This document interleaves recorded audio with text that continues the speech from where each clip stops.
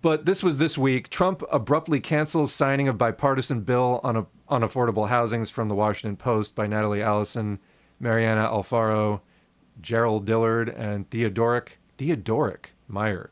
How many WAPO authors does it take to write an article? So this was just this week. Basically, Trump is holding this affordable housing bill hostage.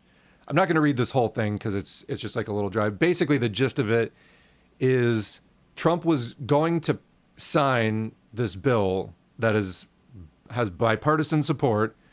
And, you know, when things are bipartisan, it means they're just teaming up to kind of screw you over. But according to senate.banking.gov, and this is the 21st Century Road to Housing Act, it cuts red tape, builds more homes, and restores accountability. Now, I haven't done like a full policy deep dive on this. The fact that there is so much bipartisan support, to me, suggests, probably not a very good bill. But in any case, there is a housing crisis. No one's really talking about it. Again, you want the key to like politics. You know, the communists in the Russian Revolution had the slogan of like peace, land, and bread. Fucking housing needs to be in there somewhere for us. I mean, the real estate is so fucked, and the real estate lobby like owns politics in this country to such a significant degree, especially in cities. So take on the real estate lobby, real estate investors. That is like such a major parasitic force in politics today, and it's completely causing a gigantic housing crisis in this country. They don't build enough new housing. Investors, whether it's, and a lot of people point the finger at large institutional investors. Yes, they did buy up houses, particularly in the Sun Belt, the Southwest. But a lot of it is honestly just mom and pop, people who own between 10 and 20 properties. That's who bought up a lot of the shit, and they turned it into Airbnbs and whatever else. And there's no housing left for you and me. And that's why rent over the last few years, the national median rent went to $2,000. People talk about, oh, it's so great in the US and this and that. You know how expensive it is to live here? It's crazy. It used to be, and I kind of lived my life by like trying to walk between the raindrops and like look for deals. There's no fucking deals. I'm a deals expert. I'm an expert at, living well, really cheap or for free. And when I say living well, I mean living a culturally enriched, active life, but without spending money. It's an anti-consumerist mentality. But even that, today, there's no fucking deals anymore. It's very, very hard to get a deal on literally anything. Anytime I get money, I feel like it flies out the window, just paying rent, utilities, and good luck if they open a data center near you and your water bill goes up to $600 and your electricity bill goes up to $800. People don't realize how expensive it is here.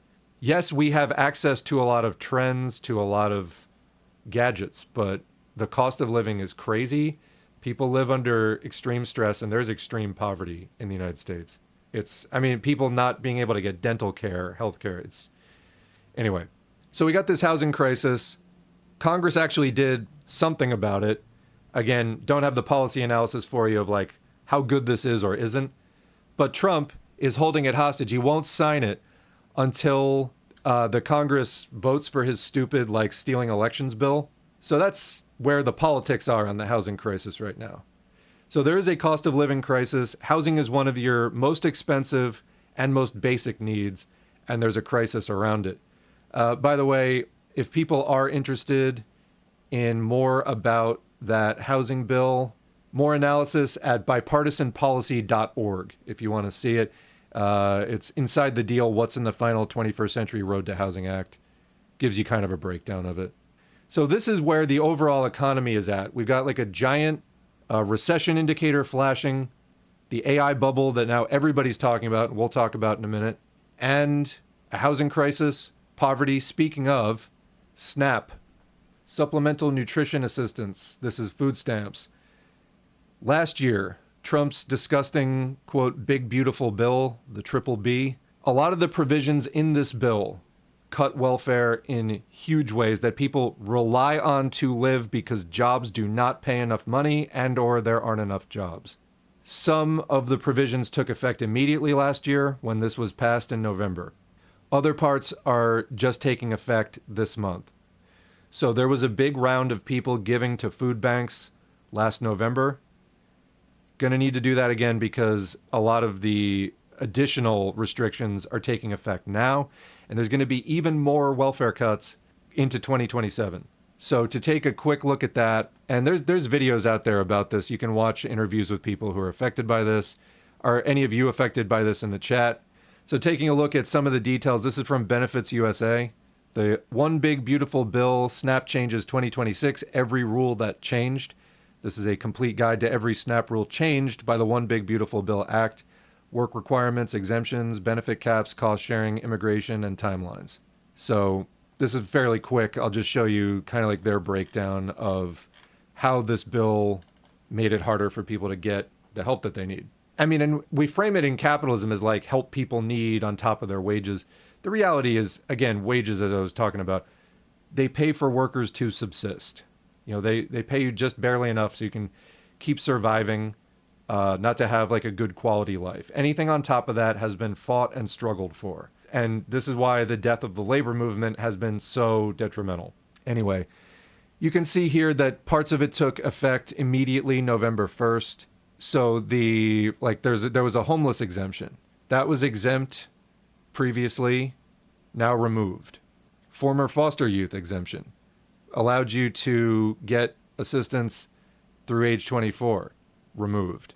Let's go to the next page, just to name a few of these rules here. But as I was saying, we frame it as assistance, but it's like, why do we charge people for food? There's enough for just everybody to get it, whatever food that they want. Food can be free. So anyway, but we do this, putting it... And when I was talking about that they have recessions to keep prices high, you can find footage of them destroying food, dumping milk into the sewer, destroying huge mountains of potatoes. Anyway, you can see some more things that took effect later on here.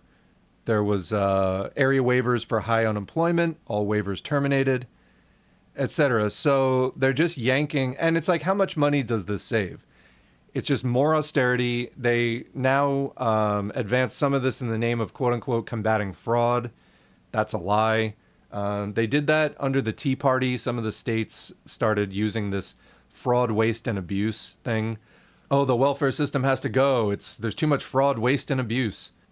If we had a media that wasn't in on this, this would be very easy to destroy that narrative. Anyway, none of that's true. It's about making life harder for working people so that it's harder for us to fight back. Now, that is very much the case. It makes people more afraid and desperate and scattered. Anyway, I mean, the point to me is you can just expect more of this at this point. And incidentally, it's not just things like direct assistance. There is another thing that got passed at the same time that very few people know about. There's been mixed signals from the Trump administration on cannabis. So I would say one positive thing that has happened in the last decade has been decriminalization and legalization in a lot of U.S. states, like something like half of U.S. states. You will no longer go to jail for small to like moderate, even somewhat large amounts of cannabis. Great. In some states, you're allowed to grow it. In other states, you have to be just like licensed to grow it. But in any case, people aren't going to jail for it, which was a big, stupid and unjust thing that was going on in this country for many years, which is, if you can't criminalize people's existence directly, well, just criminalize their habits. And so, cannabis use was one of those things that it was an easy thing to send people to jail for who maybe don't have the politics that you want. And actually, there's a Nixon aide, because the war on drugs started in that time. Nixon aide who basically admitted it was like, it was a way that Richard Nixon saw and the Republican Party saw to go after people who are more on the left. So one of the things that got passed was that cannabis seeds, this is like a little bit convoluted. You can, if you look up this article, read more of the details. But basically, because cannabis seeds, even if they grow, you may know that not all cannabis plants contain THC, which is what gets you high. Some just contain CBD and other substances that are not really psychoactive. Like CBD is medicinally active. It can be used in high amounts as an anti-seizure treatment. And there are other compounds, cannabinoids, that have other effects that seem to actually be helpful and health promoting. And those cannabis plants don't necessarily even contain any THC, or like really negligible trace amounts that can't get you high. So basically in the US, if plant material was below 0.3% THC, then it was classified by the new rules as hemp, which means that seed, even of high THC plants, the seed itself will grow a high THC plant that might have 20 or 30% THC. So definitely be, have strong drug-like effects. But the seed itself was classified as hemp, which means that it could be sent through the postal system, transmitted across state lines. And that has allowed, people involved in cannabis cultivation and understanding the compounds contained in these plants, doing research, medical research on the plants, to engage with cannabis genetics much more easily. Well, one of the changes that they snuck in was that the seeds are now going to be classified not as hemp, not based on what they contain, but on the plants that they grow into. So at the same time that the Trump administration, and this is Trump signing an executive order reclassifying cannabis from a Schedule 1, which means no therapeutic medicinal value, high potential for abuse, Schedule 1 substance, to a Schedule 3 substance, which would make it much easier to do research on it without getting federal permission. Because you can do research on Schedule 1 substances, but you need permission to do it, and it can be difficult to obtain. Reclassifying it as Schedule 3 does make it easier to do the research. However, at the same time, they're removing people's ability to transmit the seed across state lines. So there's all kinds of stuff going on here, and that's my point. Is this is just one example I happened to see in the news recently, and I was like, wait a minute, didn't they just reschedule it? Kind of mixed messages. The seemingly pointless, sometimes even contradictory attacks on people. Expect more of this. Expect more chaos as capitalism melts down and lashes out in sometimes even contradictory ways. We're living through bad times that are directly related to the breakdown of capitalism in the massive crisis that it's entering into. We're talking about a huge potential shift of power and influence from US and Europe centered top dog seats into China and other countries. And the tumult that is going to be resulting from this, I think, cannot be underestimated. And the many ways in which it may reach into your life or the life of people you know. And speaking of, all the other stuff going on, I did want to at least give a mention to Cuba. This is from Media Matters for America on Blue Sky.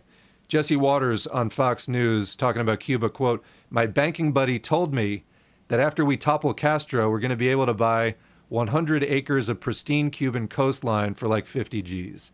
So you want to know why they're doing this? It's the same thing after they destroyed the Soviet government, because then you can buy all of these resources for pennies. That's what it's all about. They want to privatize.